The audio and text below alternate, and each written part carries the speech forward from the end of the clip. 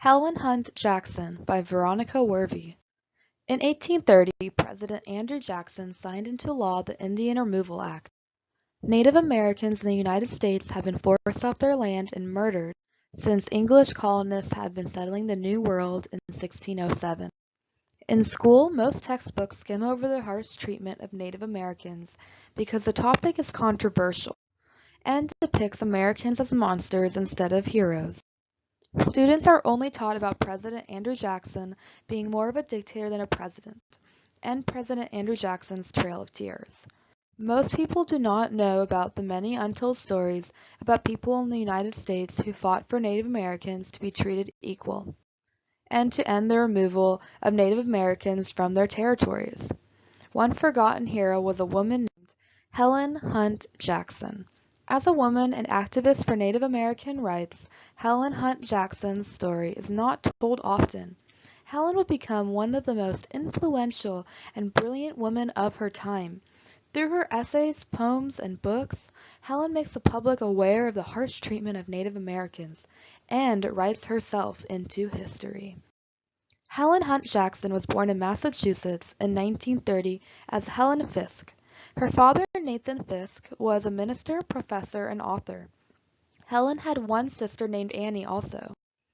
In 1843, Helen's mother, Deborah Fisk, died, and then 3 years later her father died as well. Being left with no parents at the age of 16, Helen began to start writing. Then in 1852, at the age of 22, Helen marries her first husband, U.S. Army Captain Edward Hunt. Together they have two sons, Murray Hunt and Warren Hunt. Her son Murray Hunt dies as an infant, and her other son Warren Hunt dies at the age of 10.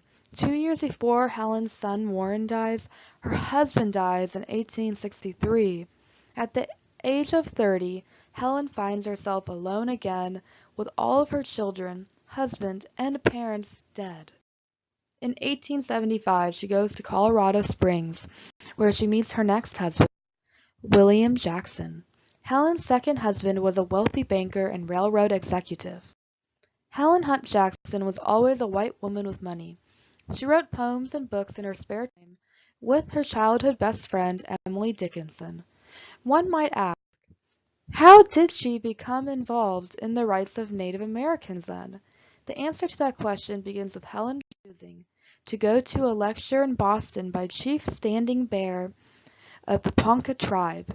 In 1879, at the age of 49, Helen became aware of what the government was doing to the Native Americans.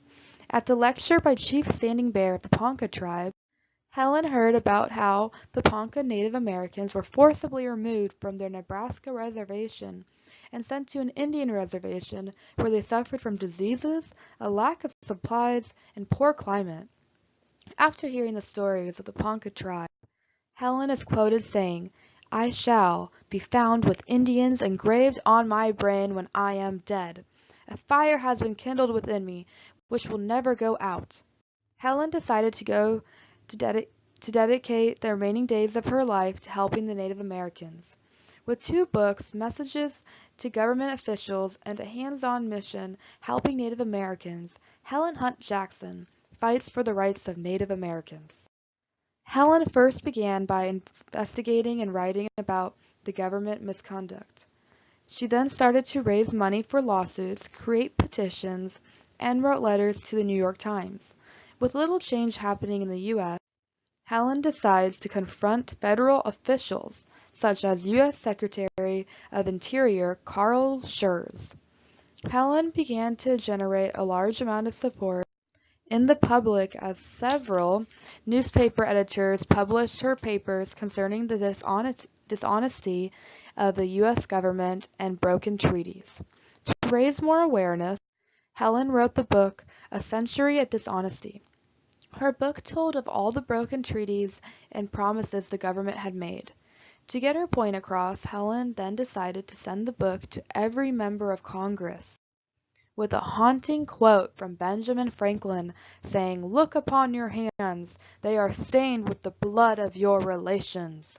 Finally, in 1882, after about 3 years of writing about Native Americans, the President of the United States heard her voice.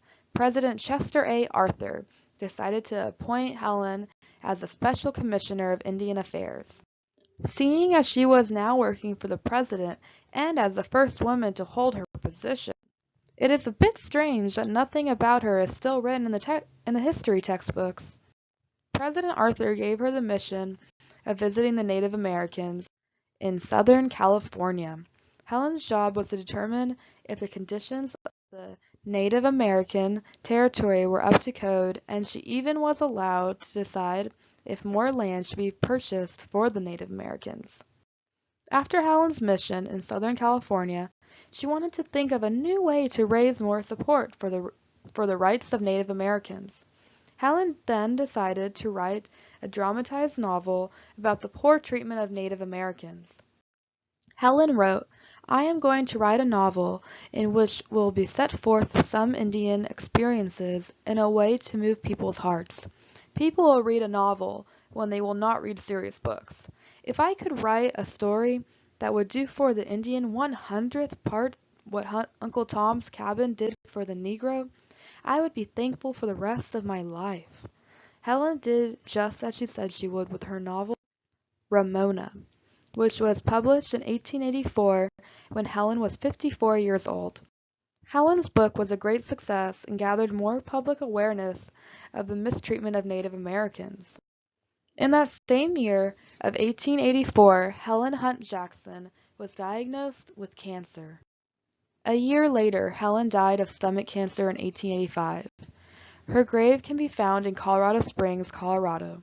Before Helen died, however, she wrote one last letter to the United States President, Grover Cleveland. Helen's final letter was addressed as the following: "From my deathbed I send you a message of heartfelt thanks for what you have already done for the Indians. I ask you to read my Century of Dishonor. I am dying happier for the belief I have that it is your hand that is destined to strike the first steady blow toward lifting this burden of infamy from our country and righting the wrongs of the Indian race." Helen Hunt Jackson died fighting for Native American rights. Within the last 5 years of Helen's life, and in the face of tragedy, Helen Hunt Jackson managed to write 2 books, work for the President, and most importantly, make a difference in Native American lives.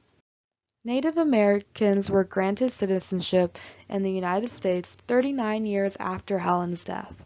The work of Helen Hunt Jackson was clearly a major part of history that led to Native Americans being granted equal rights and freedom.